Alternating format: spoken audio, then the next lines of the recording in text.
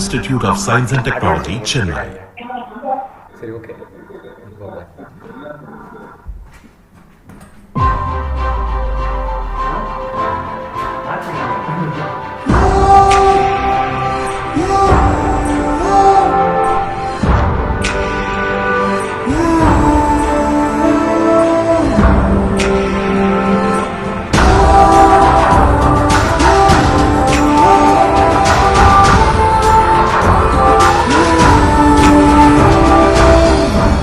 Sathyabama Institute of Science and Technology, Chennai.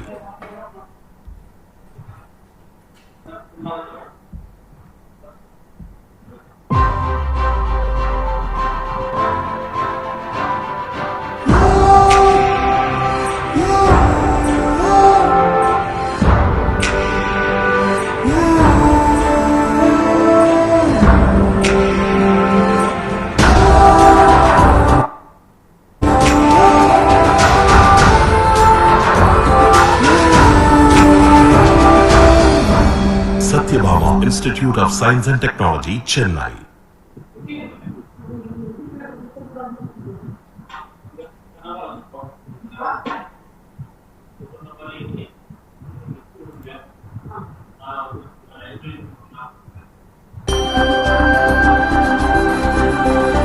I dream of a better world where knowledge leads to wisdom.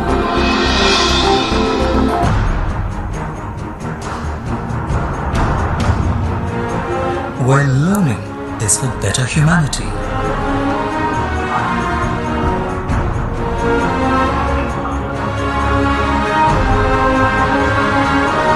Where understanding is for a better planet.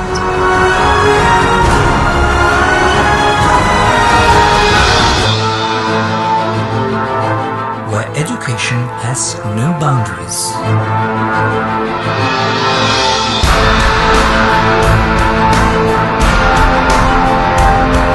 I'm Sathyabama. I'm Sathyabama. Sathyabama University, Chennai.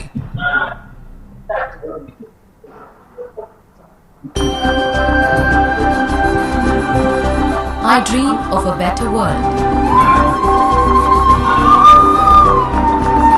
where knowledge leads to wisdom.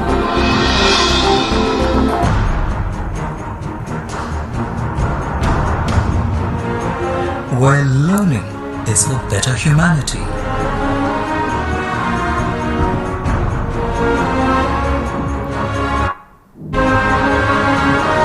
Where understanding is for a better planet.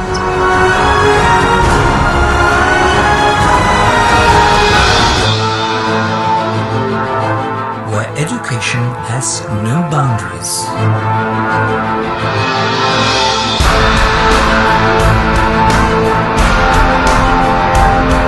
I'm Sathyabama. I'm Sathyabama. Sathyabama University, Chennai.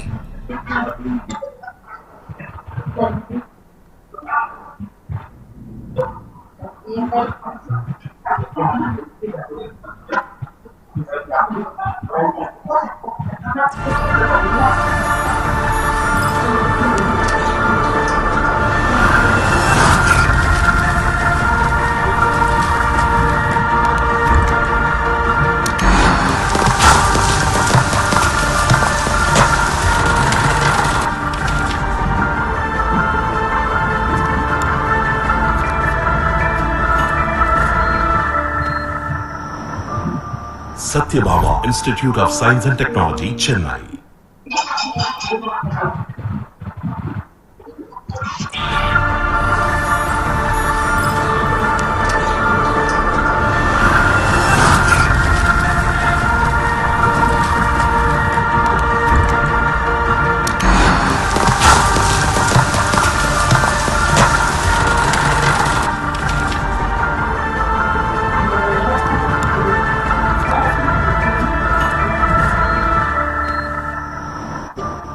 Sathyabama Institute of Science and Technology, Chennai.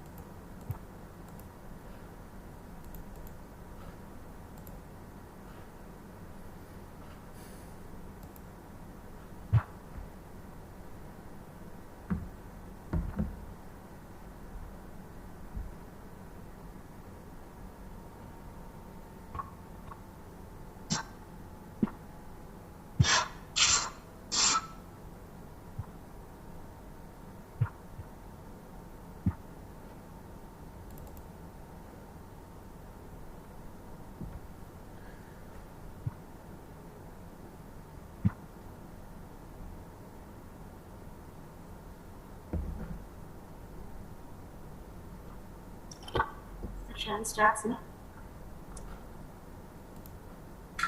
Yeah, sure, ma'am, sure.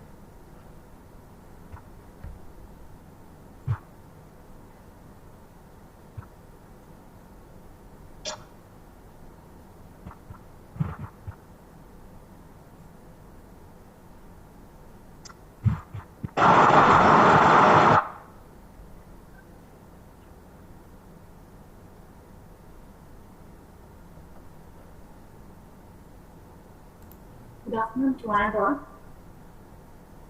The measure of greatness in a scientific idea is the extent to which it stimulates thought and opens up new lines of research.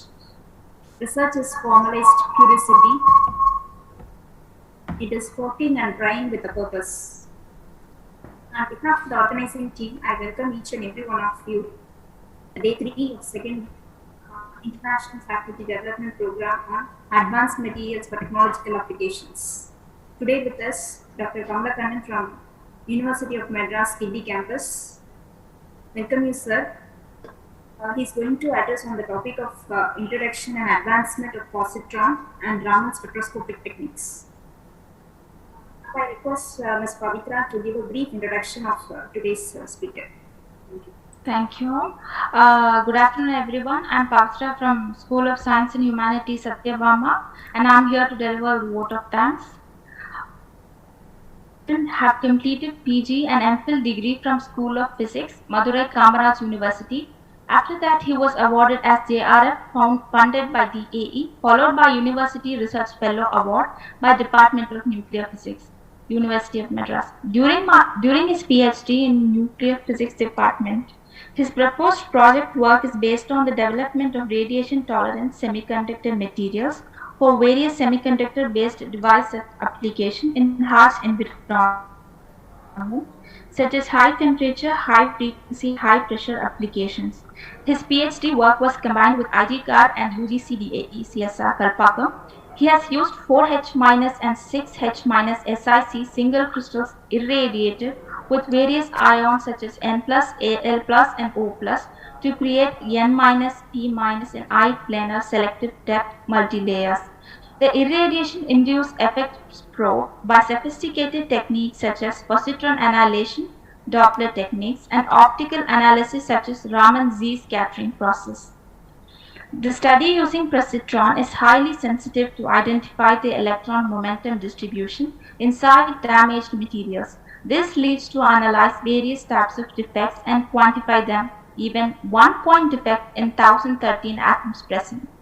The ion trap damage profile, vacancy distribution profile, etc. can be simulated by stopping end ranges of ions in matter and transpose of ions in matter, SRIM and TRIM.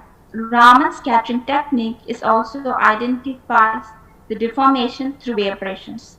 The research based on damage analysis by Raman was compared in various international and national journals and presented more talks related to this. Spectroscopy is well known and is one of the very good techniques to determine the structural changes and damages leads to amorphization. He is an active reviewer in many international journals. We are have you with us for today's session. Thank you.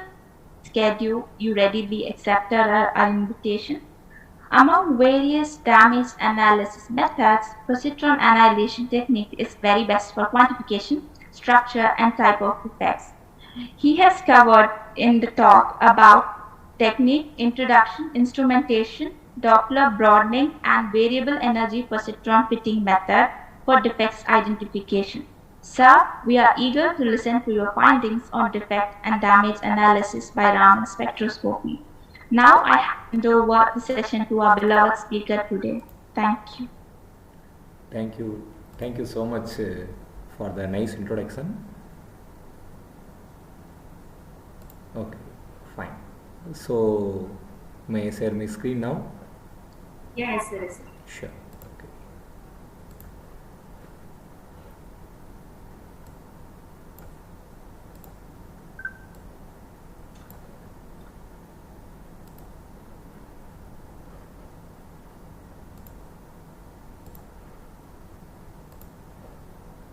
Okay, fine. Now you can able to see my screen, I think so. Yes, sir. Okay, so thank you so much for the great introduction. It is my honor to be a part of this second international faculty development program on the advanced materials for technological applications sponsored by Sathyabama University. I am very happy to present my work which is related to the introduction and advancement of the Positron and Raman spectroscopy. Actually, this topic I am planning to cover in the three different parts. So the first one is I have to introduce something about the implantation, because the ion implantation methods is especially it's give the more number of defects. So I have to create the defect. In the defect aspects, I have to study about the Positron and Raman. So I have to cover the implantation procedures and how we can do that, and after that how we can study the damages which is created by the implantations. Not only for the implantation damages, you can study for any material damages also by using the sophisticated technique so called Positron annihilation and the well-known technique optical study so called Raman spectroscopy. So of course my first part is based on the ion implantation procedures. So I will go from that things. Okay, fine. So all the semiconductor materials we know very well, right? So it's needed the dopants to convert it into P and N type materials. So if you want to convert that P and N type material, we have to dope in the selective ions, okay, usually by thermal diffusion process. But there is some difficulty in the thermal diffusion process, which makes that we can't dope more than the saturation level. Okay, so why we need the more than saturation level? In the sense, for the many device applications, especially in the hard materials such as silicon carbide and some dense materials, we can't be able to dope that more than that saturation level. But it is needed for the very high power and high frequency device applications. So for that case, we have to go with some other technique. And next one is, if you want to dope P, N and PN type layers, it's also very difficult, which means the multi-layers formation is not possible for the normal diffusion process, because of course we have to dope in the different ways, different parameters, and we have to control that energies also. That's very difficult to that normal diffusion process. And as well as the third one is high density and the planar doping. That's also very difficult in the normal diffusion process, right? So we have to look some other technique, so called ion implantation technique. So ion implantation technique is nothing but actually this is the material engineering process.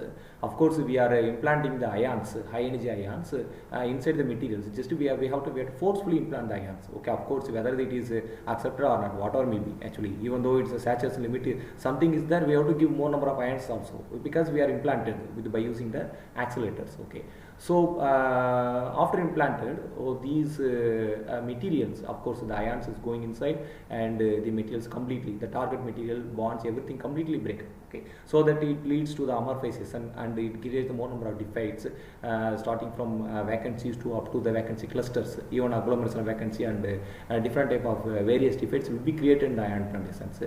But though there is some kind of difficulties in the ion implantations, but we can achieve the these parameters, so called control dopant levels, and combined multi-layers also we can form. Yeah, okay, fine. So this can be able to done by using the ion implantation procedures, but there is some difficulty in this particular one, in this right. So there is some difficulty, which means if I want to dope with the P layer, or if you want to dope with the P layer, if you want to dope with the P layer or N layer, okay, in the sandwich type, in the sense, okay, so we have to control the energy. So first, if I dope N layer, and after that I have to dope the P layer on the top of that particular one. So first you have to fix the energy, okay, initially where the P layer will sit, and after that I have to control the energy which want to be sit on the top of the P layer. So that energy for the ions, for different ions, because P layer is making some kind of aluminum or boron doping, or N layer will making the nitrogen or some other doping. So we have to control that particular energy to sit in this particular level. And it must be there is no gap between. It's actually P layer and layer. If a gap is created, that forms like in insulating layer. So like that. So we have to control that particular things. It's very important for the ion implantation procedures. Okay. So before start the ion implantation procedures, we have to use some methodology to determine the precise depth and how we can control that dopant level. So that's also very important. So we have to go with this particular things by using some simulation procedures. So normally the ion implantation procedure having that three major components, which is shown here. So the implantation typically from 100 to 500 keV usually. So because the ions go and sit in the particular level, so that's needed. But if you go that more than 100 of more than 1 MeV or 2 MeV, in the sense, it's of course it's irradiated completely. So irradiation procedure, usually the damage analysis we can identify. So before start that ion implantations, so what we have to do, we have to understand so where that ions will go usually, right? So what is the depth of the ions, because that we can be simulated by using the stopping and drains of ions in matter, so called stream, and transport of ions in matter, so called trim analysis. Both the techniques gives the complete analysis of the ion depth and vacancy profiles, everything. This is much more needed before start ion implantation, because ion implantation is not a trial and error method, because we have to determine previously going that particular one, right? And the ions is also inside implanted inside the material, sense it may be staggered in the x and y axis also, and in a jet way, which means in lateral and longitudinal also it will be staggered. So that also we have to identify. So of course the ions Because of that things is the ions may sit in from surface to the beyond the ion depth, maximum ion depth. Okay, so that is like a Gaussian profile like this. Okay, usually. So these profile and ion distributions and how the vacancy is created. Suppose if ion is implanted in the sense the target atom will be replaced from the particular place. So it creates the vacancy here. Okay, so that vacancy is before the maximum ion range. So that's also we have to identify before start that particular things. So that can be identified by use these two simulation procedures. So just I have to give the some glimpses of these simulation procedures. So this is the shim and trim input page. This is freely available software, you can download in websites also, right? And from these things we can calculate various parameters such as the vacancies which is created, damages which is created, and what is the maximum mean depth of the ions. That's also identified by using this stopping and ranges of ions in matter and trim matter. So this is also you can give in for UG students for a project and internship project. For MSCs also you can give the project in this particular simulation aspects also, even without going the implantation. You can study even carrier constants also you can study in this by using these two procedures. So I just give the shim input page. So this is the input page of the shim analysis. So we can choose any ions. Like in periodic table, we can choose any ion from here, and we can give the ranges. So up to what range we need that particular one, and which target you have to choose is a common directory. You can choose various common already given here, right? And even you can choose the multi layer. Suppose gallium arsenide and silicon carbide and silicon. You have to choose the triple layer, and you can implant the ions also. So that's also you can do it by using this particular one. After giving all the input parameters, so you will get the table like this. Okay, see everything you can get from this particular one. So suppose the range is 10 to 17 nanometer. Sorry. 17 keV, what is the projector range? Okay, that's you can identify from this particular analysis. But actually this is the mean depth only. It's a projected with including the staggering and the Lansdowne staggering and after staggering. Okay, so but it's not precise one. So if you want to calculate that precise things, means you have to go with the trim analysis. So there is the input page of the trim simulations. So you can choose similarly as done in shim analysis, ion and common directory you can choose it, and you can give all the input parameter. And what kind of damages calculation you have to do, that also you can choose from this particular one. So after giving the input parameter, so the output will be like this. So of course the live ion you can see here, which means if ions is inserted, so it can be going the staggering x, y, and even z axis also it will be go. So how it is going and what is that happening in this particular one, that's also you can live you can see during the procedure also. You can stop during the implanting time by using this software, and you can increase the dose rate also. I am giving around 10 power 15 ions, so it around 26,000 ions are implanted already, and you can choose from these particular things as what is the distribution of ions, so starting from 0 to the mean range and maximum ion depth. So the profile like Gaussian profile what we discussed in that you can simulate here like this, and even 3 dimensions also you can simulate. So this is the high advanced one. You can see you can give small projects in this particular one, so you can do this, right? So and not only this, you can get the data like XY data, so you can plot it and you can simulate that things, right? So based on the analysis of the and knowledge we got from shim and trim things, we can go with the implantation. So this is the typical implanter which is available in IG Kalpakam, and this is the gaseous ion implantations. So both the things is based on the Van de Graaff generator simply, and so this one is called tetanus, which means 2 Van de Graaff generators sandwiched, because we have to use the negative ions. So usually if anyone wants to implant your samples by using the accelerators, since it is difficult to get the slots in or beam time in DA institutions, but in UGC based institutions which is available in New Delhi, so Indian Institute Accelerator Center, anyone can access that things as by giving the proposals there, and you can implant. Okay, so before going the implant you have to study about the what range you needed and what the depth wise you are understanding. I mean what is that needed for the things. We can simulate, then we can use this particular things. For gaseous ions, it's based on this gaseous ion implanted. So both the things I have to use here in IG Kalpakam. So after that, so as we discussed, so implantation is created more number of defects that we have to study.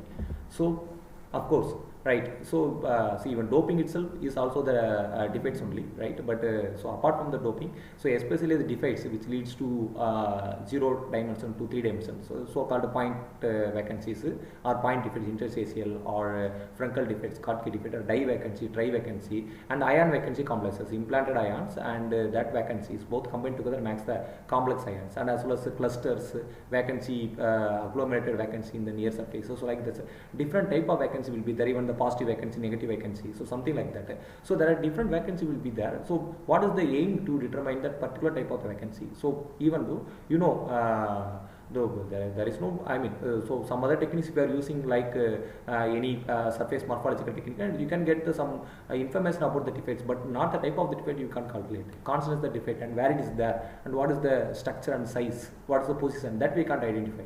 So that's needed. The reason is recent studies is telling, I mean, you can see in more number of research papers.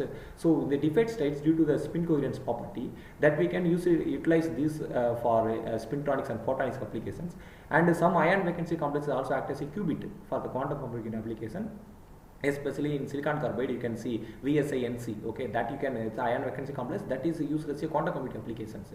So because that much interest in the defect analysis is needed, and some research, okay, already that's already reported, but even though that's going on this particular way, so D0 magnetism without including the any magnetic ions, but D0 magnetism, the defects is defect, I mean D0 magnetism present the defect. Yeah, especially. So if we increase that defect, I mean particular type of the suitable defect, you can get the long range error of the magnet. Okay, so that we can create it by the defects itself. And some other research is also using to gamma ray lasers. Okay, usually. So what is that meaning in the sense? So of course, the defect, a particular type of the precise defect is be created, like vacancies created in the sense. So if positron is going and sit in the vacancy, and it will be bound together with the electrons and makes a positronium. It's called electron positron pair. If it is annihilated, it will give the gamma rays actually. If the coherence annihilation is happen with all the vacancies, of course you will get the gamma ray laser. So that much amount of the precise optimization of the defects is very important, whether the size of the defect and where is the position. So we have to, if we can identify the defects, we can do more and more things, right? I am using two techniques. So one is the Positron annihilation spectroscopy. So and another one is the Raman. Okay. So PAS technique precisely it will determine. So because positron, of course, there is also one of the ions simply, and so it will annihilate with the electrons, give the gamma rays. That gamma ray, annihilated gamma ray, gives the information of the defects. I just gives the some introduction about the positron studies and how we can utilize this one. So, so from these things, the sensitivity of the positron, of course, even one defect if is present in 10 power 13 atoms, you can identify. So even point defects, single defects also you can identify by using the positron techniques. See, if any other techniques, so even though if 1 angstrom defect, see the resolved defect size, if it is just 1 angstrom, you can identify by using positron. But some other techniques means if you want to use for identification of defects, it must be some critical value, more than the critical value, then only you can identify. And depth wise also, it's some surface nature, only you can identify by AFM something. But in the positron spectroscopy, you can identify from the entire range up to even 100 micrometer. Simply because positron can go up to that particular level, and it will be annihilated from there, gives the information of the defects. So this is the very famous photograph. Those are the positron users usually use this particular one. So this is the sensitivity of the positron to determine the defects. And yeah, what is happening simply? So I just give the some introduction about these techniques simply. So we are taking the sodium 22 usually because the positron source that's implanted simply inside the material, and it will be go in a particular depth because of the energy of the positron. Simply the isotopes is give the 0.546 MeV of the positron. Usually it will go up to the more depth, even micrometers also it will go, and it will find the electrons there, and it annihilated gives the 511 keV of gamma rays, 2 gamma rays usually. Okay, so by using this particular gamma ray, it gives the fingerprint of the defects which is present inside the material. So how it is utilized in the sense, majorly 3 techniques is positron is available. So one is lifetime, another one is doppler bonding, and another one is the angular correlation of annihilation radiation. So what is the lifetime spectroscopy in the sense? So positron is inserted, okay, inside the material. So during the decay process of the sodium, it also emitted the gamma ray which have the energy 1.2 MeV. And after annihilation, it will give the 511 keV. See, if during the decay process, it emitted the gamma rays as start pulse because it started. Okay, the data identify 1.2 MeV. Then after that, it will be find the vacancy, and it will create the positronium, and otherwise it will be annihilated from there and gives the 511 keV stop pulse. So how long it will take from start pulse, that means that 1.28 MeV to 511 keV. The time period is calculated by the detectors, time sensitive detector, usually simplex detectors. So it will give the type of the vacancy, which means size, how much size is there. Because bigger size in the sense the time period of the annihilation will be take more time. Even though there is nanometer only, nanosecond only. So even though normal defect free material will give the picosecond lifetime usually. So that you can identify, it will give the very good information of that particular one, right. And next one is Doppler bonding. It's need not to time sensitive, but actually it needs the energy sensitive, because the positron and it has some kind of energy, and after thermalization the energy is the energy is over simply, and after that it will find the defect site and it will be sit there after diffusion, and it will be annihilated with the electrons. So according to that conservation of the electron momentum, okay, because conservation of momentum, simply it is annihilated and gives the 511 keV, and that 511 keV annihilated electrons and annihilated gamma rays, it is Doppler bonding, which means it's not 511 keV, of course it's maybe plus or minus some value. That annihilated Doppler bonding values gives the information about the defect size and defect, even it's a negative ion vacancy or size of the vacancy, di, tri or single vacancies also gives that particular one by using that broadening value. And third one is the angular, okay, so it's the angular correlation annihilation. Of course these 180 keV, these two gamma rays must be 180 degree, but actually if some angle is different, of course that angle is also related with the momentum distribution of the electrons. So these parameters utilized to determine the angular value, angular correlation of the defect site. So especially these positron in the both the techniques, you usually identify the electron momentum distributions. Of course electron momentum distributions is less in that vacancy site, so that the positron will be sit there and annihilated from that particular one. So this is usually happening this one. And next one, okay, so if 0.546 MeV we are implanted, the positron is coming, it will go in the particular level and it will be annihilated from there only. So if you want to study the surface, so how we can utilize that things is, for that case I have to reduce the energy of the positron. So that's very difficult. Instead of that, we have to moderate the positron after implanting with the tungsten. Okay, so secondary positron will become with the energy of 0.2 keV only, of course. So from 0.2 keV we have to accelerate that up to 20 to 23 keV, depends on our availability, right. And for each and every energy, for example 10 keV in the sense, 10 keV it will be annihilated from that particular energy level only, and we can get the information from that particular energy level depth. So of course that if you are using that different energy things, that's called variable energy positron. So for that case we can utilize these variable energy positron Doppler bonding, and even lifetime also you can use the variable energy things. Even in this particular case even pulsar positrons also using, right, simply. So and variable energy for the angular correlation, if we have to do, we can try it for that case. So of course again these three different parameters, again three, so totally 6 actually. So 6 different techniques will be there in the single positron annihilation analysis. Okay, especially it will give the particular type of the defect.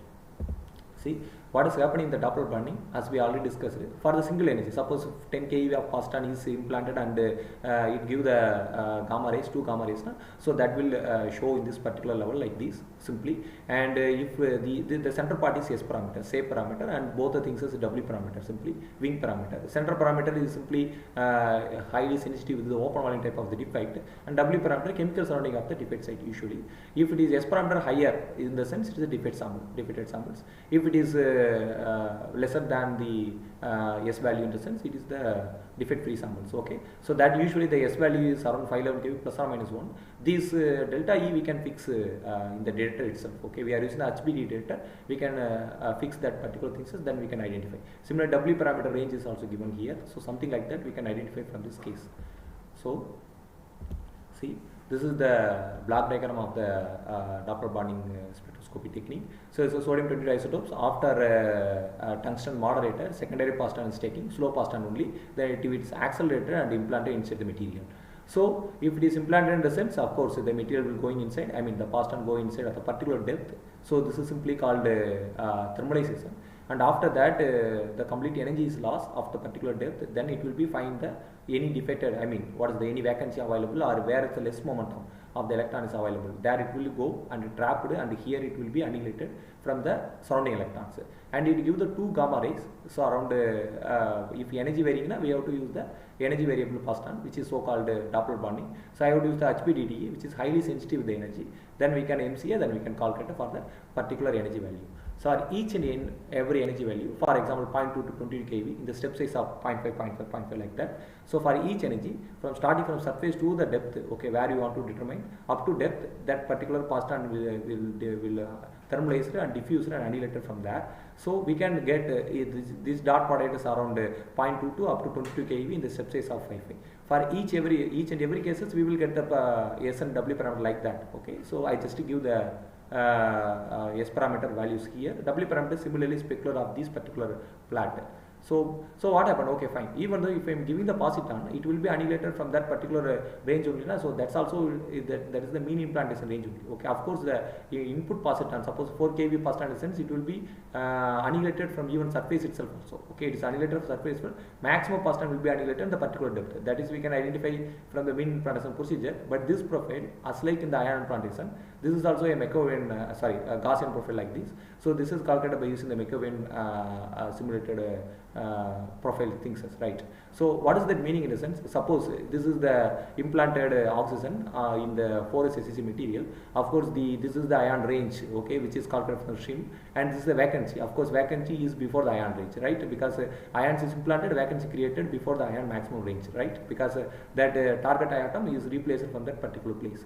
So if you want to analyze this peak value in the sense, the positron, most of the positron which is annihilated from the particular range, I have to choose it, right? So I am choosing the 12 kV of positron, which will be given the most of the range covered, right? So that things that you can somewhat you can identify. Mostly the 12 kV positrons, okay, that energy will give the most of the range, which is called around 7 nanometer is the ion implanted range.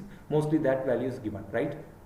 And bottom one is the pristine, which means unimplanted and defect free sample. After implantation, which means introduction of the defects, of course the S value is increased, which shows the highest value of the damages creation, right? And we can determine the type of the defect from this particular one by fitting this one, right? Actually this line is the fitted, so I will tell in the next slides.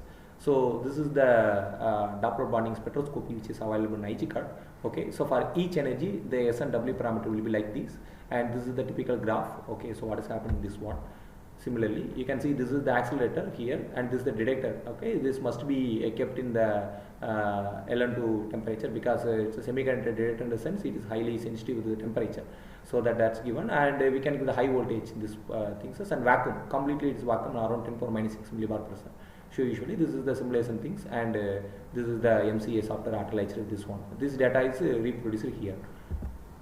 And this is the web fit established parameters after fitting. So after fitting, usually we will get the Positron diffusion length and S value. Everything from these we can calculate the type of the defect. Okay, so just we can see the Positron fitting after the web fit result. So the top one is simply silicon carbide implanted with the nidus and the dose rate of 15. So 15 A8 in the sense it is annealed with the 800 degrees Celsius, 1000 degrees Celsius simply. Right, what happened in the sense this is the black one, is simply it is the unimplanted pristine sample. Okay, so compared to this, after implantation defects is increased, because S parameter value you can see S parameter value is, of course it is increased. Right, so if you are annealing that things, completely you can see from this case the blue color. Okay, so the blue color in the sense, suppose in the range is around 200 nanometer, so 300 nanometer, consider that. So in these things it is available here, and after annealing, so recrystallization happened because of, you can see the S parameter values decreases. So the defect value is decreased, S value is decreased, so the defect is decreased. But even though in the surface region this is increasing. See in this STN16 sample, higher dose samples, you can see the same parameter. So at 1000 degrees Celsius, so the S value increases in the top region. Okay, but the recrystallization induced in the deep region, but in the near surface region it's increased. So we shows that agglomeration of defects, because migration of the defects you can identify. Okay, simply after annealing, the defects is migrated towards the surface and agglomerated that. That you can identify from this Positron technique. It's the beauty of this particular technique actually.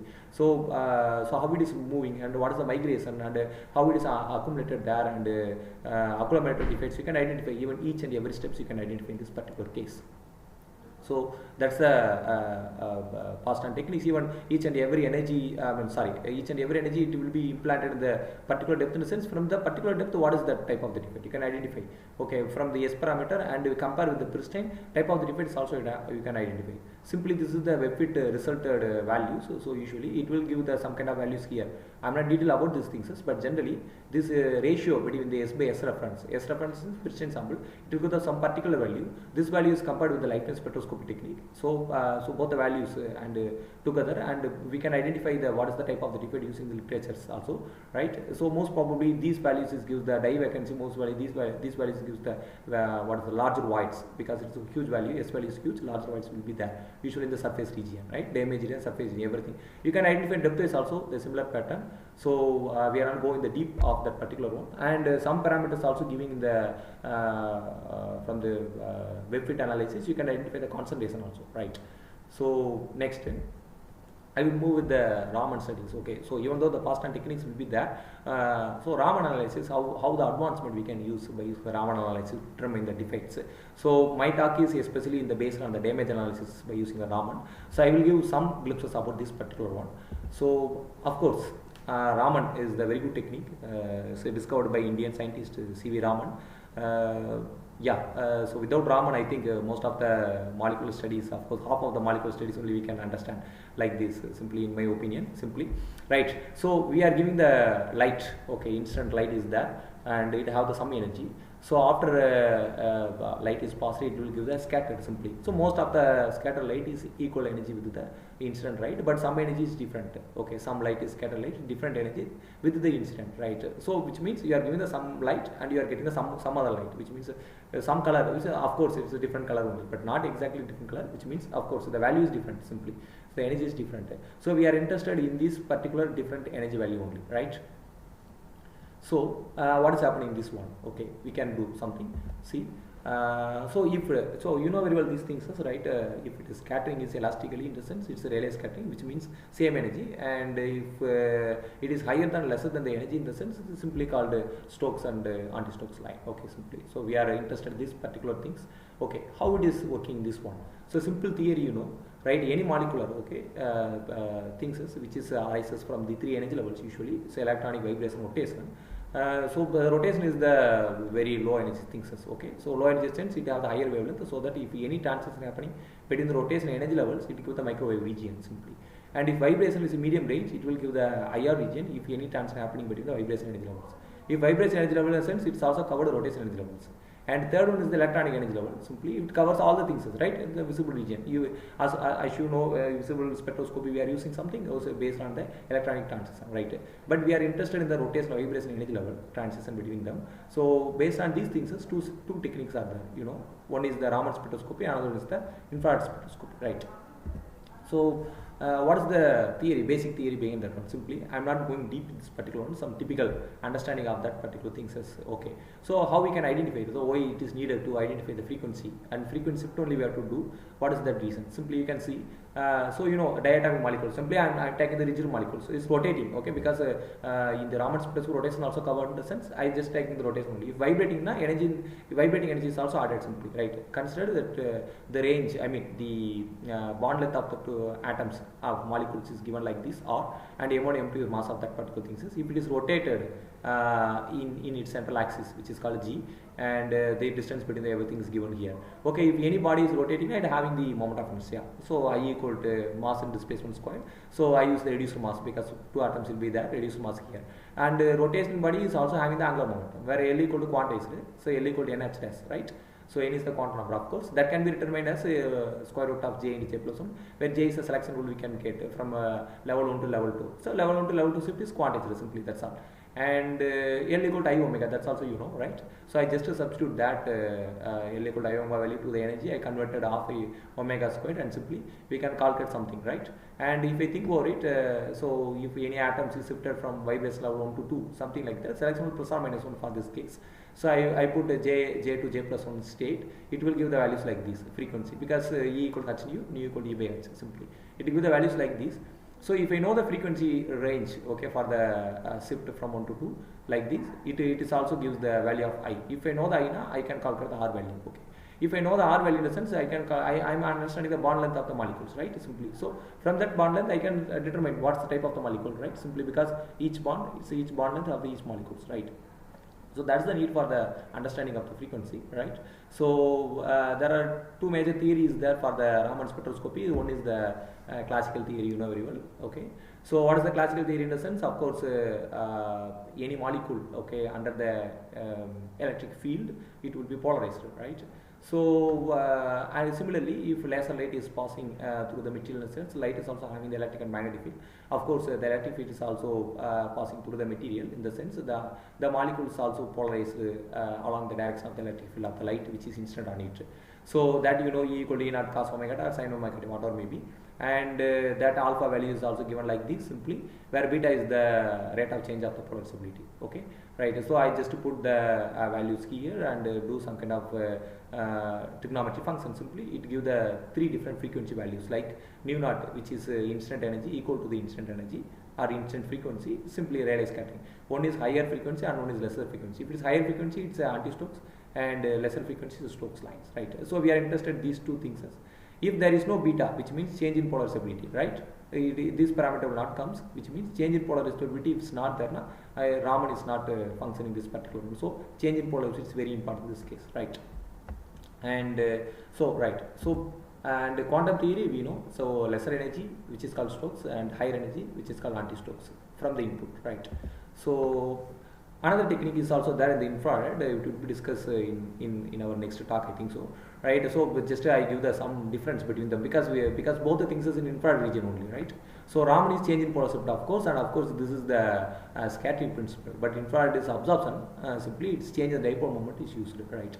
So if you change in polarizability sense for the homonuclear molecule sense, of course it's spherical in nature something, and if I give the electric field sense, the positive and negative will be separated. Of course, its polarization is happening. But in dipole is not there in this particular thing because the already spherical in nature. How we can determine that plus minus different things? So only after applying the electric field only it will be happen. So homonuclear molecule is IR not responding, but homonuclear molecule Raman is responding, right? For similar cases, simply you can understand from these particular things. For the symmetrical stretch, what happens is both the things are symmetrically is vibrating like these left and right. Of course, the dipole is not changing, right? So simply because both the things are opposite sense, the dipole is not changing in this case. IR is inactive, but of course polarization is happening, right? So IR is active, Raman is active, IR is inactive. And similarly, asymmetrical stressing, so Raman is inactive but IR is active because the positive and negative is separated, dipole is happening in this particular one. So something like that we can identify, okay, where IR is active, where the Raman is inactive. And similarly, for the mutual exclusion principle is there, which means especially for the homonuclear molecule. So if Raman is active modes, is IR is inactive, and vice versa simply. And then Raman and IR simply mostly complementary each other, both the things we can identify from this particular one, right? Especially for the centrosymmetry or homonuclear molecule, right? Fine. So I just give some introduction about the symmetries from the character table, because from the character table only we can identify the Raman modes. Okay, so which kind of modes will be present. We can see different modes: A1 LO mode, E1 TO mode, like something like that. Transverse optical, acoustical, something we are listening. So what is that meaning? This particular one from the character table you can identify. So generally the symmetry. These are the symmetry elements. You know there are majorly 5 symmetry elements will be there. Usually identity, mirror plane, and proper rotation and improper rotation and inversion center, something like that. So the major components will be given here. Simply identity means same atom, plane means if I put the plane, there is a reflection we have to identify. Rotation is, suppose take the triangle, I am just rotated this triangle with the axis which is passed through this triangle perpendicularly. So what happens if I rotate 120 degree in the sense, the same triangle will be get. So if I rotate again 120, again 120, 3 times if I rotate now, the initial triangle will comes like this. Suppose square now, if I rotate 4 times initial triangle, but each and every time the triangle will become, the symmetry will achieve, right? So what happens is a 3-fold symmetry, this is 4-fold symmetry. So like this, where C2 symmetry in the sense, it is 180 degree rotated. For example, H2O molecule, if I rotated the axis which is passed through the oxygen, what happened 180 rotated now, again the same molecule will be getting. Okay, so that's the thing, so 2-fold symmetry like this. So this general, so you can see any for a character table from the Google also, right, for any elements, for any materials. So C2V symmetry is especially used for the water molecule, correct, right? So there are the elements, so you know very well E, C2, this is the mirrors in XY plane and mirrors in YZ plane, and C2 symmetry and E. So that you can identify from this particular one. These are symmetry elements, so the order is 4 like that. and this A1, B1, E2 something. So this is Millikan symbols. I will tell later what is the meaning here. But here the functions which is given is a Z R is rotation, or Z X Y is the translation, where R everything is the rotation. What happened? I am just translating in Z axis. What happening in this one? So you want to know, this is identity only. If one on the sense, what is the meaning is molecule does not affected. Okay. So and if it is minus on the sense, molecule is reversed. It's 180 degree is rotated. For example, if water molecule, just if I rotated, so what happened if hydrogen is shifted from here to there and there to there, which means like this. Okay. If it is shifted 180 degree in the sense, simply that's minus 1, you have to put it. Okay. And Z is translation, nothing happening now. That's one. And if 0 in the sense, atom is shifted. Okay. Simply moved, completely moved from this point to another point is moved. Okay, so that we can identify that numbers represent this only, right? So because just what is the meaning of this one I am giving, right? So next we can do how this calculation will be done usually. Okay, so take the water molecule simply, right? So it's a water molecule H2O, the oxygen is there, where oxygen is the px, py, p, z orbital will be there. So let us consider the px orbital. Okay, this is x-axis, px orbital I am considering, right? And I rotated C2 symmetry axis. Okay, this is C2 symmetry axis. Just I have rotated in the sense, what happened? These plus will be there. I mean, it is shifted like this, and minus will be shifted like this. Of course, after C2 rotation, the plus and minus is 180 rotated. Of course, for C2 symmetry, 2px orbital for the oxygen atom, you have to put minus 1. E is identity, so that is the same for all the things is identity 1 only because unaffected. And sigma v, so is just to consider that the plane which is placed in the xz. Okay, so what happened? Xz plane in the sense I have to put xz plane.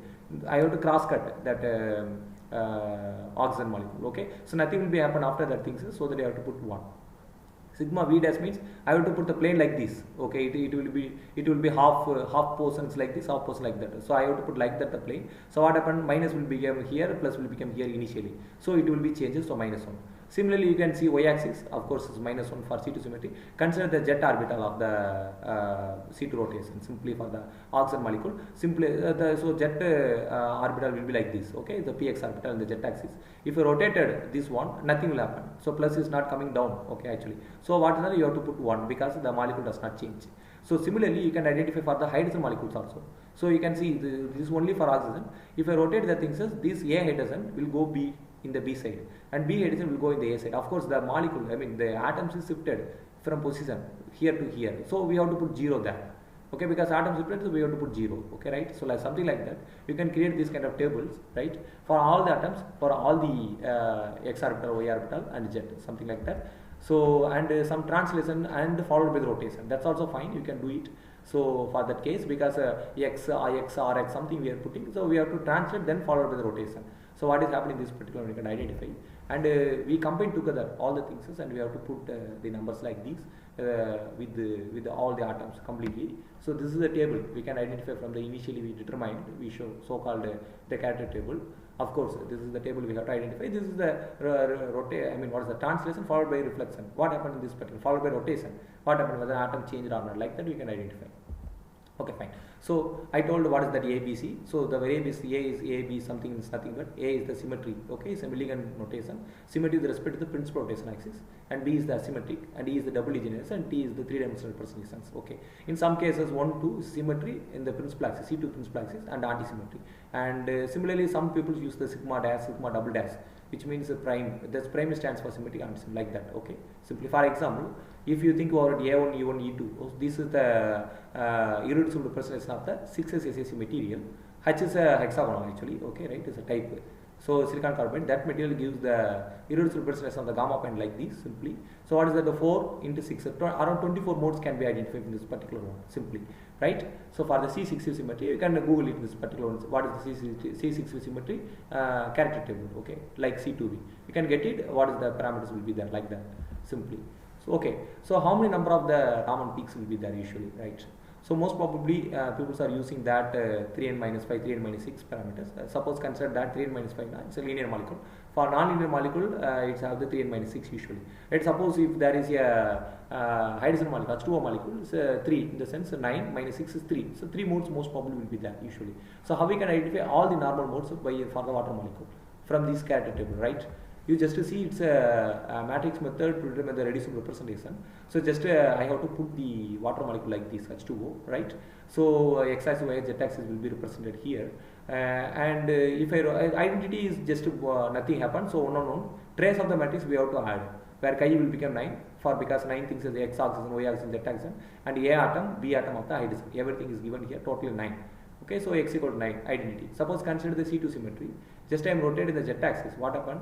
This x will become here. Okay, so this is because of rotation it's reversed, right? So I have to put -1 in the x axis, and y axis is also reversed -1, but the z axis will not be reversed because this is the same place only, so nothing will happen, right? So it will become 1, and hydrogen will be shifted from here to there, and this b hydrogen from here to there, here, okay, left to right. So shifted in the sense 0, we have to put 0, and add all the trace of these things will give the chi equal to 1. And similarly for the sigma xy and the sigma yz, you have to identify, and it gives the total modes like this, okay, 9 -1 3 1 like this. So this is the total modes which can be present inside the for the water molecule. Okay, so how we can identify the irreducible presence from this particular one? So this is a number of irreducible representations I. Okay, number of representation can be calculated by using this particular formula. This is the number of operations in a class. Okay, from the character table you can identify that 1 2 3 something we put inside A1 1 2 1 -1 like something like that. We have to put that value, you can utilize here. Okay, and the chi gamma which is from the matrix. Okay, from suppose if it is 9 the sense E is 9, you have to put 9 there, right?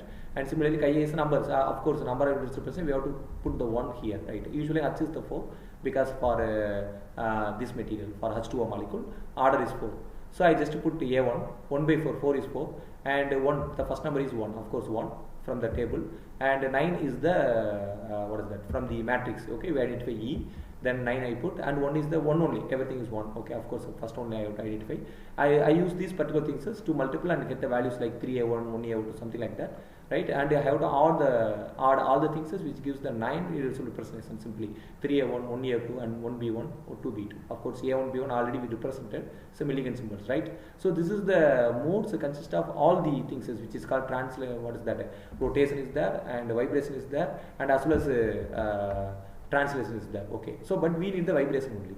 So from the total mode I have to minus the rotation and translation, both I have to minus it to get the Raman modes completely, vibration modes only, right? So the gamma modes, the translation, rotation, how we can identify these things is from this table also you can identify, because z x y these are the translations, so these modes are present, translation modes. So what I have to, for translation I have to minus it, A1 minus B1 minus B2 from the total modes. So just I have to put like this. For rotation A2 B1 B2, so that I have to minus it, so I have to just minus it, and finally the only vibration modes is like this, 2A1 and 1B1, right? So totally 3 modes, 3 vibration modes will be there usually for the water molecule, that you can see in literatures also. For Raman and modes 3 vibration will be identified for the CO2 molecules and H2O molecules also, right? So generally this is the procedure to identify the number of vibration modes which is present in any materials. So simply, so from the character table itself, how we can do the reducible irreducible representation of these things. So every parameters will be available in the vibration spectroscopy, in the book is there, you can see how we can calculate, right? So next, how we can give the laser. Okay, what kind of lasers is very best for the Raman spectroscopy, because we are using different type of lasers and what is happening, right? So simply IR spectroscopy we know very well, it's a transition between the what is that, it's a vibration energy level only. But of course Raman, the atoms, okay, so electrons, so they are getting the energy to, it must be excited up to the some virtual state, right? It will not shifted from here to here, it must some excited states wants to go then come back, right? So these virtual states must be attained. Okay, if we give the more energy in the sense, what happens, it will be go up to the electronic energy level also. If it go in the electronic energy level, of course you are utilizing that use spectroscopy, electronic energy transition we have to use. So what is it, we have to give the less amount of the energy, which means higher wavelength of the Raman lines, okay, I mean sorry, Raman laser simply, so to get what is that, to get the virtual state and come back in that particular one. Okay, so suppose if it is going up to the first excited state of the electronic ground level of the electronic excited state in the sense, of course that simply is called resonance Raman spectroscopy, right? See, even if it is going more than that exited first state, electronic state in the sense, of course it will give the fluorescence effect. The fluorescence effect is happening in the sense you can't get anything, right? Simply you will get the broad peak only. Even some kind of defect states available inside the material, even the virtual states also, you will get the fluorescence effect that need to be reduced. Okay, so for that case, we can give the more number of accumulation and what is the exposure time you can give. You can reduce that particular things, but or otherwise you can choose the correct laser to reduce that fluorescent things, right? So see here, the completely it's determined from this particular one. So it's a reference Raman essence. It is the ground level of the first HL state, right? From starting to here, yeah, if you are giving more energy in the sense, it will be go up to the higher level. So this need not. So fluorescence effect, this must be reduced. See here, if I am giving the 511 keV of some material, you can see it's a higher energy and this is lesser energy. If I give the higher energy sense, it will be go up to the excited level and it will transmitted in between these excited level also, and it will give the fluorescence effect like this. And Raman, nothing you can't get it. No peaks you can get, right? So if the energy is giving in the sense, it must be on the virtual state. So 785, it's a lesser energy, but of course the electrons can be excited up to the some level only. It will give the good spectrum of that things. Okay. If I give the very lesser energy, what happens usually, right? If I give the very lesser energy in the sense, it will go up to this level and it will come back again. So whether we can get the information, we can get lesser information only. For example, you can see this kind of materials simply. So 632 is a very lesser energy. If I give this energy and 540, it's very near to the almost there's lesser energy than the its absorption level, right? So what happens if I give this particular one for 632 excitation? So of course I can't give more number of information simply. If I give the 540 nanometer, which is very near, it's an almost lesser energy than the absorption value, but actually it's give the some virtual state, right? So I will get the more number of information in this particular one, right? So the choosing of the laser is very important to reduce the fluorescence effect as well as to get the good Raman spectrum, right? Right. So especially Raman spectroscopy is used to determine more number of information. Even you can identify the strain simply and the chemical species which is present, especially the structures also can identify constants, everything. But my aspect is to determine the defects and damages. Okay, how we can analyze the damage by Raman. So what is the advancement we can use for the Raman spectroscopy to determine the carriers and what happened to the damage analysis. So that's I have to use this particular one. So what I do actually, so there are two methods usually is best to determine the damages in the depth-wise analysis. So one is the second order Raman scattering and another one is the depth profiling Raman. Okay. So what's the second order in the sense? Of course, first order Raman scattering, of course we can get it one phonon excitation, but second order is the two phonon, multiple phonon excitation of this particular one, but it's not obey the selection rule. So that you will get usually weak and broad peak only. Right, but it will give the very good information or fingerprint of the damages which is created by the especially damage analysis. Not only implantation, you can do any methods also, right? And depth profiling Raman spectroscopy in the sense you can focus the laser light, okay, in a particular focal point from the especially you can use this for a confocal microscope, and if the scattering is originated from the focal point only allowed by the lens. Okay, so the lenses must be a high numerical aperture value and as well as the high magnification. Then only you can do that particular things usually. So the focal plane, the light which is coming from the focal plane, that only allowed, other things will not be reached the detector. So the particular depth, what is that happening in this particular way, that you can analyze by using the depth profile Raman analysis simply. So these two advancement I just give you some things for my material and as well as how we can utilize this one. For that case, simply you can see this is the silicon carbide materials Raman first order and second order mode simply, and yeah, of course we can get very good things. Of course, in the second order Raman mode you can get you can't get like a peak value things. You can get some broadened value only, right? And for that case, how many modes is available, everything is determined here. You can see here. So this is the one.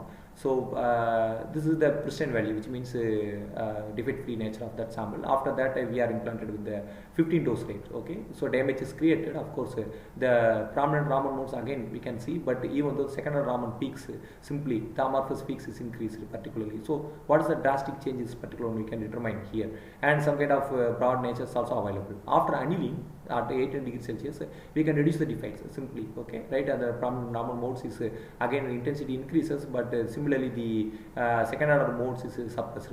So the area under this particular things is after area normalization, we can determine the measure of damage from these particular modes, or otherwise we can determine the measure of damage from this particular mode, which is called A1LO mode, launched optical photon coupling mode. This is also highly affected with the carrier concentrations, okay. So we can determine by using the area under this particular curve. Any curve we can choose it, and we can compare this with the pristine, right? We can see for the 16 higher dose these samples, so completely the prominent Raman mode is not available. Instead of that things, you can see the high damaged peaks, amorphous peaks only available in this range, and the second order Raman modes is completely submerged and give the very good higher peak only in this particular one. So this area under this particular one is also compared with the previous things, so we can identify how much is damaged in this particular one, right? And after annealing is also completely this is not recovered, but some peaks we can record, but completely not recovered in the second order. So like this we can identify from the Raman spectrum itself, from the second order and first order modes for the damages. And simply you see, so depth profiling Raman, of course we are implanted in the sense the ions will be sitting in the particular range, okay. So our sensitivity of the Raman jet scan is less than 1 micrometer. So what happened, of course the ions will be less than 1 micrometer. So we have to determine the Raman spectrum from surface to 1 micrometer. So this is surface analysis, and after 1 micrometer focus area, so this is the depth, 1 micrometer depth Raman analysis. We can see, okay, from the surface to depth, of course the ions is there in the depth only. So intensity of the Raman, it's area normalized intensity, everything, okay. So intensity of the normal Raman modes is decreases, we can see, which shows that we are approaching the damage region, right? So after annealing, so what happened you can just see. So this is the annealing temperature for the 15 dose rate sample, right? So in the surface the intensity is around 141, something like that, but in the deep region is more than that, okay, simply. Even though all the peaks are recovered, but even though you can see the intensity of the Raman mode in 1 micrometer higher than the surface, which shows that simply agglomeration of the defects, of course. So which means mono vacancy or some kind of negative ion vacancy is recovered, so that we can get the intensities, higher intensities. But even though 1 micrometer depth is higher density than the, higher peak intensity than the surface, in the sense some kind of defects, especially dye vacancies, migrated towards the surface and agglomerated there. So as we done in Positron annihilation spectroscopy, where the migration of that defects from near to the surface around below 10-15 nanometer sense. So similar effect we can identify by using the jet scan specificity of the Raman, right? For the 16 dose rate sample, you can similar effect you can see. This is annealing after 18 degrees Celsius. The Raman mode at 1 micrometer is very higher intensity than the surface. Okay, even surface is not recovered, even, but you can see some kind of second order modes here. But here amorphous peak is only identified because surface is not. Agglomeration defects is happening. Okay, so that we can identify here. So okay, we can go furthermore. Okay, so what happened up to 5 micrometer? So just we are approaching on a surface to 1 micrometer, intensity decreases, but 3, 4 like that in the sense. Of course, it's unimplanted, undamaged region. Of course, the intensity will be very high, right? So after annealing, you can see in the surface only we have to get the amorphous peaks in 1 micrometer. Of course, we get all the prominent modes, not the that damaged regions. Damaged peaks. So which shows that the accumulation of defects is here only, right? And second or third order also we can use it for that particular scenario, but the intensity will be very less. And so I already told this A1LO mode is highly affected, okay, with the carrier concentration. So we can identify these A1LO mode shift towards to the lower energy region because of the implanted ions or because of the carrier concentrations. It will be broadened and shifted towards the particular. How we can identify this A1LO mode? So by using the polarized depolarized light, so this A1LO mode highly suppressed, okay, with respect to the particular mode, okay, because it's vibrated polarized light only, it will be utilized for this case. So it is highly suppressed. So the particular mode is which is suppressed in this silicon carbide related materials. You can identify the elbow modes completely. The shift of this from this case, you can identify carrier concentrations. I am not shown here, but even though the carrier concentration you can identify by the peak shift. Okay, even some acoustical mode, so-called FTA mode, phonon transical acoustical mode, that also you can identify the carrier concentrations by the peak shift of the Ramans simply, right? And next one is see. So this one, simply the measure of damage completely from, as I told, the area under the particular curve, we have to choose the A1 low mode to determine the what is the measure of damage value. Simply see here, if so both the things, which means 10 power 15 sample and 10 power 16 sample at, which means dose rate, both the dose rate at 1 micrometer is highly affected. I mean highly amorphized things is, of course, is reach the complete amorphization of this particular one. So that the normally, I mean measure of damage value is both are in the same value. So after annealing, so shift and changes everything, agglomeration, everything we can determine, and what is the change after annealing happening in this one we can identify, right? So this is the major things, so we can I just give that. So of course, if you are comparing with the two parameters, we have to use always area normalization, because peak normalization is not good one. So use the peak width software to determine the area normalized values. Of course, I compare the Positron and Raman. Both the techniques are very good technique to analyze the defect oriented things. So yeah, as we discussed it, so everything will be useful for that case. Okay, fine. Right. So thank you so much for your kind attention. Thank you. If you have any doubt, you can ask me now. Thank you, sir, for your elaborate presentation. Thank you. Thank you so much. So participants, do you have any questions? Sir, I think in the chat box, Yeah, sure. Raman Kumar, he has asked what is a fingerprint region. I think regarding with IR, he has asked, right? Yeah. Where is that? Actually, I am not able to see.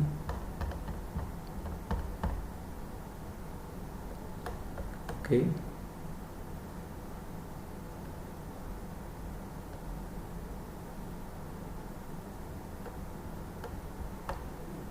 Okay, I am not able to see the questions in the chat box.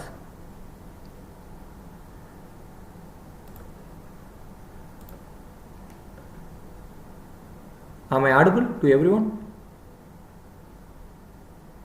Yes, sir, you are audible. Okay, so I am not able to see the questions in the chat box. Sir has asked what is the fingerprint region? What is the fingerprint region of what? Yeah, just like that he has asked. I think regarding IR, Raman, it's not clear. Okay, so what is the fingerprint region? I can't able to understand. So fingerprint region, yeah, okay, fingerprint of the defects actually. Okay, the region is, so of course I think they are asking that question only, I think so. Yeah, that means if any techniques you can't identify where is the defects present in the depth. Okay, in particular what depth is defect is that. So that's Positron, of course, it gives the depth-wise analysis by using the variable energy things. So the annihilation from this particular energy level, okay, so I mean particular place, it gives the information about the defects, I think so. So I use the word there only, fingerprint of the defects, so that I think so he is asking that question. So of course, fingerprint of the annihilation parameters completely. Thank you, sir. Okay. So Dr. Rajisha, ma'am has asked for nitrate groups. When we heat at high temperature, there is a possibility of going off. How can we study the group theory for those fundamental group compounds? Yeah, of course, from the group theory things, so you can get the character table, okay, for your material. I don't know your material, okay. So for your material, what is the character table you can identify? First get the character table, then you can follow that procedures what we discussed. So there is a book is also there, you can get the information from that things is how we can calculate simply. I am not detail about that particular things is because time restriction is there, but completely you can get the irreducible representation and you can check it that completely. It's not too much complicated. Even chemistry book is also available. So more number of things, right? You can get it easily. It's not too much complicated. But okay, fine. Then you will get some kind of peaks. Suppose you are not doing anything, but you get the peaks, and you are comparing with the literatures previously available. So that you can identify with this kind of peaks like that. So instead of that, you can do Raman data search software, RDSS. That software is there. It's based on that JAR program, right? So working in the Java. And you can utilize that things as also. You can compare the peaks, okay, it will give the information because it's based on the vibration level only, na? So completely the molecules which is vibrating the particular energy level or particular value, that's molecule will be present, like that it will be give. So you can utilize that things. Of course, if it is different in the sense, if you are annealing, I don't know about the nanopowder, I am speaking about the complete crystals things. So it will be moved towards the surface, of course. So you have to lap it on the surface of the material, then only you can utilize for any other purpose. The reason is, of course, because below 10 nanometer, of course, near surface region it will be happen usually. So yeah, that you can identify in the jet scan Raman.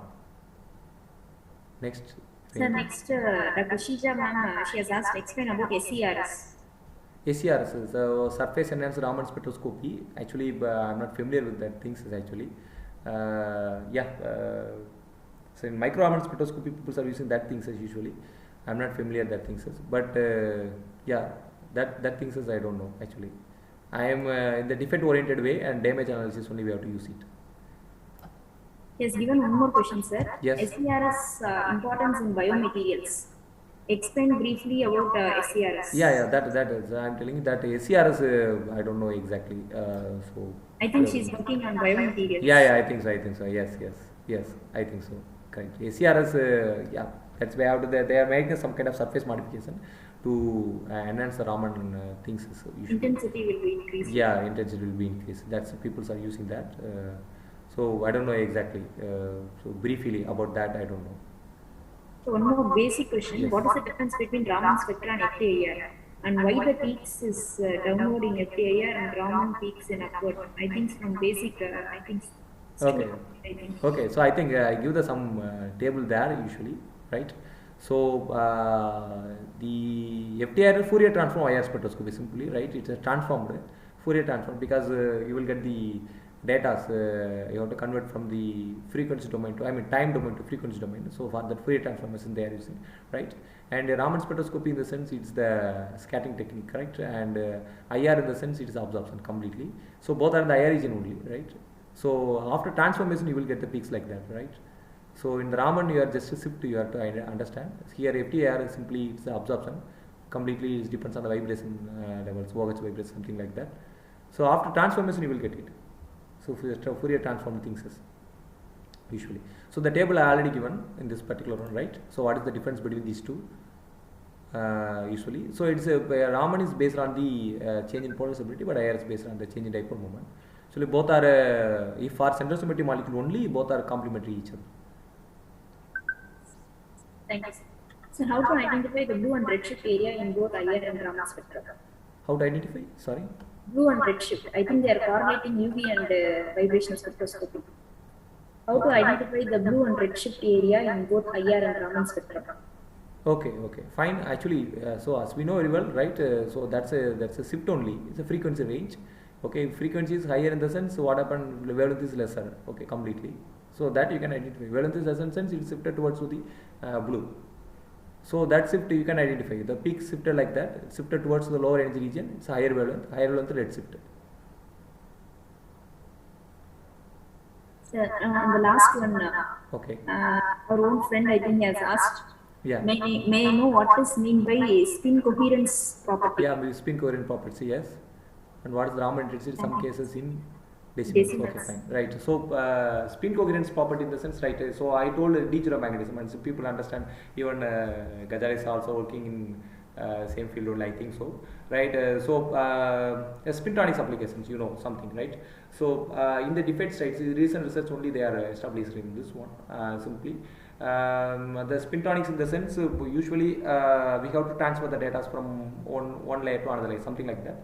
So the spin is also considered for that case, right? So coherence in the sense, so both the spins is same level, okay? So up in the sense, right? So if this is one state, okay? So spin coherence properties will be achieved in the defects nature, usually the defect site, okay? Because the electron spin, electrons in and around that electrons will be there, right? So in this particular level, that's one coherence spin can be achieved. So to get this more magnetism, this particular one, because we have to give the more number of damages or long range order we can get in that long range order we can get the coherence of the spin, something like that. And that up spin is one state in the sense for up and down is 0. If both the down is another state, something like that we can make like in the magnetism people are using that one simply. That's a spin coherent usually. What is the Raman intensity in some cases in decimals? Yeah, that's the area normalized one actually. Okay, that's not a peak normalization or direct things, because the first order Raman is taken in the one set, and second order is another set. If you want to compare it, okay, how we can do? Even though if you are doing in the summary instruments also, you can compare it. That particular things is by area normalization, right? So the area normalization things is we can do by using peak fit software. So it will come like that only, decimal 0.02 something like that, right? So that intensity only. That is the reason for the decimals. So normalized one, area normalized completely. Yes, sir. Next, the difference between Raman intensity and Raman activity. Yeah, Raman activity, Raman intensity. Intensity. Yeah, Raman intensity in the sense, of course, in the y-axis something we given. Raman activity, Raman active material completely, something like that. So active Raman, which means if these materials have the Raman active mode, Raman activity, so the something like that only. Okay, so Raman intensity in the sense, in the y-axis the intensity of that Raman peaks completely. That's all. It's not too much things, I think so. Maybe Raman activity, Raman active material, something like that. Next is wave number shifting affects band gap Is energy. wave number shifting affects the band gap energy. Band gap energy. Band gap we can identify by using the Raman actually. You can identify the Raman spectroscopy by what is that? That's in situ Raman spectroscopy. You have to change the what is that? Cryogenic setup. I mean temperature changing Raman spectroscopy gives that particular one. If wave number is shifting in the sense, it's most probably you are inserting the damages or otherwise doping. So that's all completely. So if doping is sitting in between the band gap in the sense, it gives the some different values. That's all. Of course, you are giving the doping. So doping in the sense, so the doping must be sitting between the energy level of the system completely, or otherwise if you want to get more more energy gap, I mean doping usually people are using now. Suppose 2 electron volt is the wave number, and you are doping with the 2 electron volt band gap is doping with the 3 electron volt. In a sense, of course, it shifted towards the higher wave number. I mean higher band gap. So it's shifted. So of course you are doping, so it must be shifted here also, right? Here also it will be shifted because it's you are creating the damages. It must be sit in between them only. It will be shifted, okay. But you are not directly compared with that one. The reason is that of course that shift is due to the damages or doping. And directly if you want to identify the band gap by using Raman only, you have to use the temperature difference Raman, that you can identify by using that. Thank you, sir. Sir, you are talking about the symmetry operations and symmetry table using group theory. Yes. Normally in the characteristic table, we split it as acoustic modes and optical modes. Yes. Do we have any standard format for yes. Usually, optical modes? Yes. And whether it is related with the space group? Yes, usually the optical mode is higher range actually. The higher order only optical mode will come. So yes, I will show here on one spectrum, mini spectrum, just to see where is that.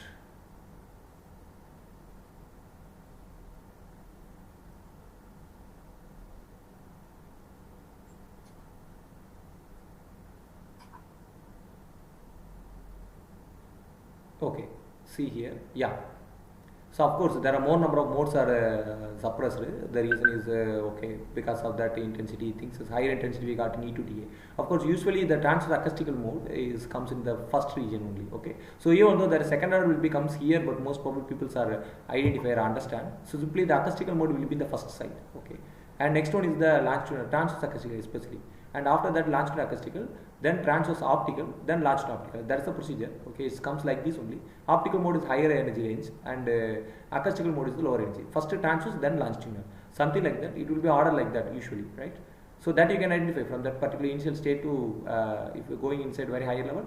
So this is the optical region only. Second order everything is optical only. Completely it's optical modes, and simply you can put optical mode like this. First initially acoustical, transverse, then transverse optical, then longitudinal optical like that.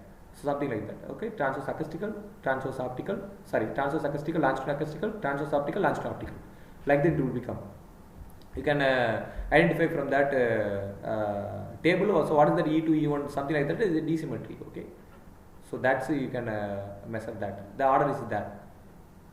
This is the order completely. Only from the characteristic table we get total number of vibrational modes, but in Yeah, the you can identify that vibration something. Defects and Raman we will not get up that entire count of Entire that TO, LO mode, everything you can't get it, like you are telling, correct? yes. Yeah, but that's a, you see. So I am telling that. So the choosing of the laser is important for that case. Okay. So for suppose if you are choosing, okay, because we are using different number of lasers, where is available, the availability only we have to use it. So these are the some kind of wavelength. So lasers wavelength something we are using. Most probably 540 nanometer available most of the cases, right? So as I already told here, you see. So for that case, if I use 630 nanometer and 540 nanometer, simply if I use the 540 nanometer, I will get the more number of peaks, something more information I will get it. And even I don't know 632 which laser I have to choose, I don't know actually. Suppose if I had 630 nanometer, of course I get the peak, the prominent peak 1200 I got, but actually some other peaks, so called these E1TO or E2TO peaks, I am not able to see. So you can change the laser. So depends on your absorption of your material, you can change the laser like that. So whether you can get more number of peaks simply and give the more number of exposure time, then accumulations also give more things.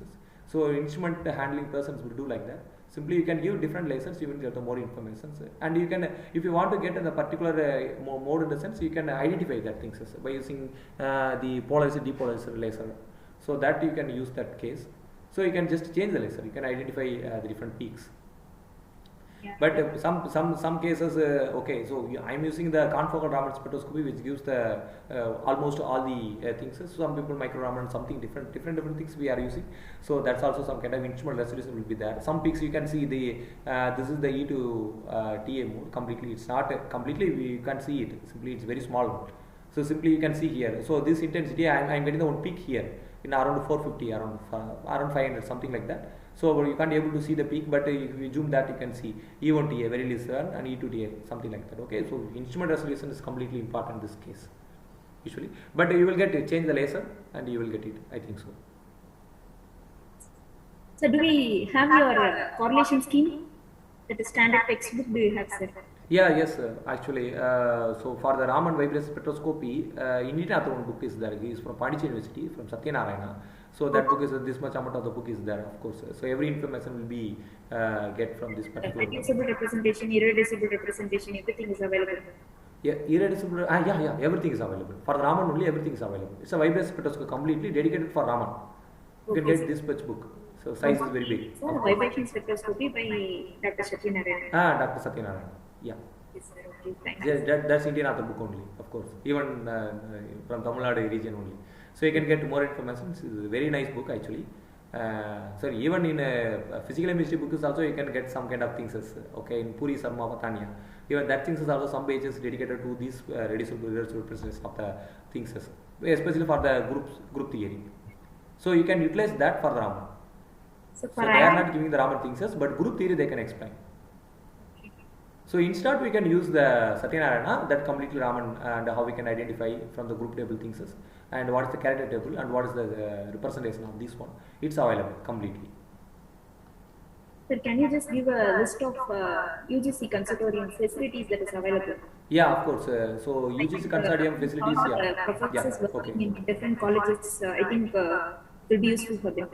Yes, good, super, correct.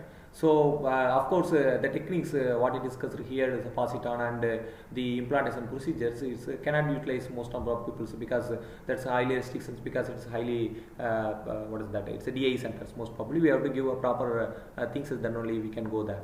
But actually, but you can utilize UGC DAE centers. Okay, so that's in more, totally 5 centers is there in India. So one is in Kalpakam. Kalpakam is not a center, that's a node actually.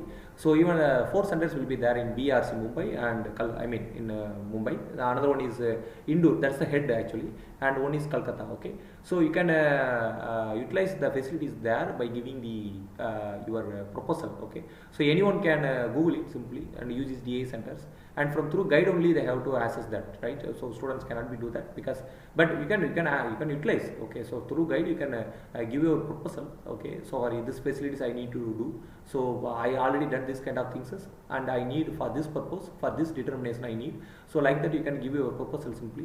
They will accept it if they are available. The instrument is completely, you can see the list of the instruments also. If it is possible, if the instrument is functioning there, surely they will call you, and everything will be free. Okay, you can accommodation and TAD, everything they will give. So you can utilize that, you can use that simply. And facilities wise, mostly these UGC DACs are dedicated for the material science. Okay, so that material aspect you can identify completely things. But Positron is not available in UGC DA, that's in IGCAR and BRC Mumbai only. So you have to collaborate with IGCAR, then only you can utilize that Positron. But of course, for Positron techniques also some kind of restrictions is there. But you can utilize Raman, which is available in UGC DAE. Even in Kalpakkam node, most of the facilities is there. So you go on the site, you can see the facilities which is available in Kalpakkam node. So Raman is there. So I take the Raman from there only. So confocal Raman spectroscopy, Ranisa. Even Sathyabama University is also, they have the same similar setup. So I think in Sathyabama University is also people can utilize that Raman spectroscopy, I think. So yeah, that's a confocal Raman only, Ranisa. Yeah, so similar setup is available in UGC DAE, and as well as some characterization techniques, normal techniques. Okay, that's available. Okay, so but sometimes usually the instrument will down, so you have to wait for that. Then only they will allow. But keep try, give the proposal again and again. Okay, and give the mail usually. Go on to visit, and you can, if your work is good, something, okay, so I find newly by using this particular technique, but if I can utilize these particular techniques, I can use the sense, you can, surely they will allow. Surely you can utilize in any places. That's the UGC DA centers. In BRC and IGCAR, of course, you can directly connect with the scientist from the site. You can take the mail and mail them. Okay, so what you are needed. And IUAC, that's in New Delhi. You can utilize that. There are tremendous amount of the instruments is there. Simply from Raman, even in Chichu Raman, even during the implantation also you can study the Ramans. So implantation is happening, and Raman and XRD, everything you can analyze.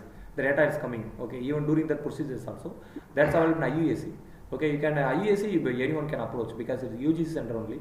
So from the university and college students can easily approach there by giving the beam time. Okay, so the proposal they will call yearly 2 times.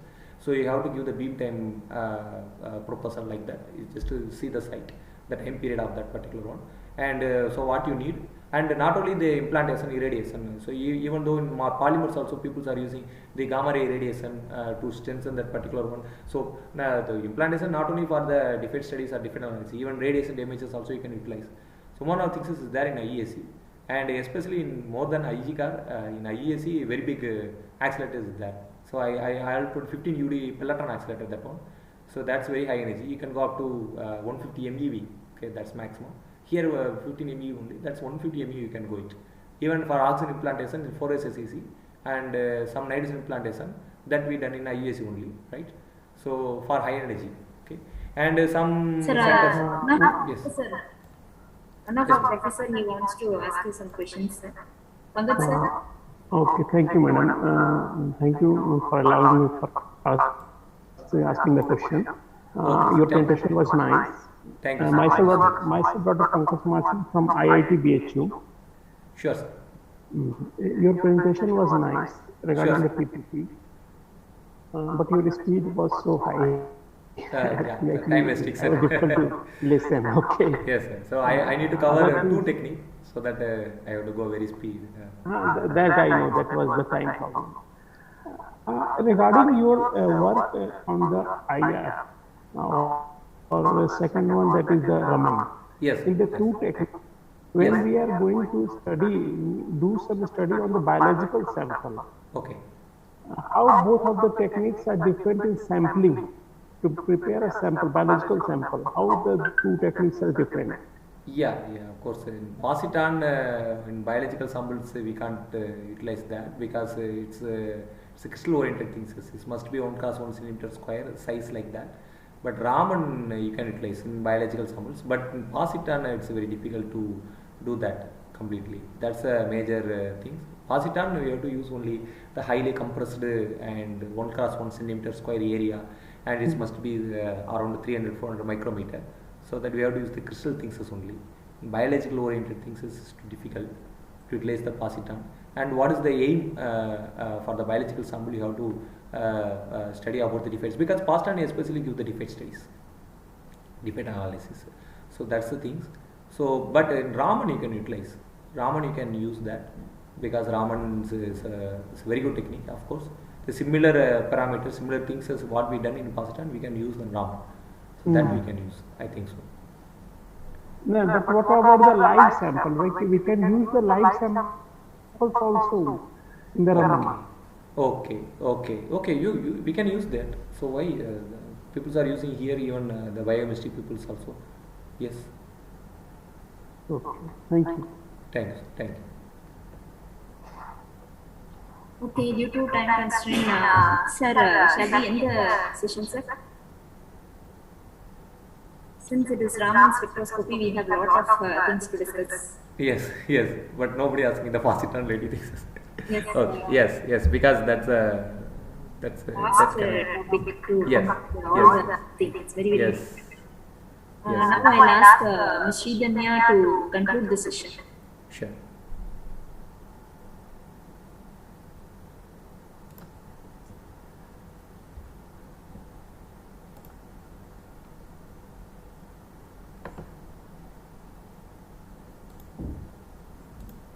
Yes, Sridhanya, you can conclude now. You can unmute. Yes. Good evening to one and all gathered here. It is rightly said, never judge a work of art by its defect. It is only imperfection that complains of what is imperfect. The more perfect we are, the more gentle and quiet we become towards the defect of others. It's a great privilege to thank our today's speaker, who has implanted many research ideas in our mind. Thank you, sir. In your busy schedule, you readily accepted our invitation. Your slide and presentation is well organized and covers many new concepts for us. Importance of defect analysis by various instrumentation has been clearly picturized. The basic knowledge about relay scattering, stoves, and anti-stoke line, the explanation with usage is informative, sir. Your talk covers from basic fundamentals to advanced level. The application of selection rule and its interpretation is quite interesting. Details about classical theory, quantum theory, symmetry operation refreshes our basics in the topic of spectroscopy.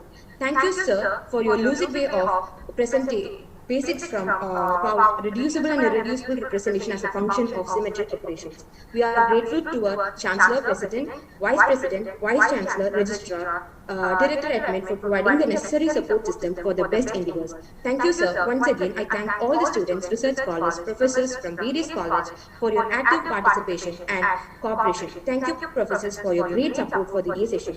Hope this continues till the end of the program. Thank you.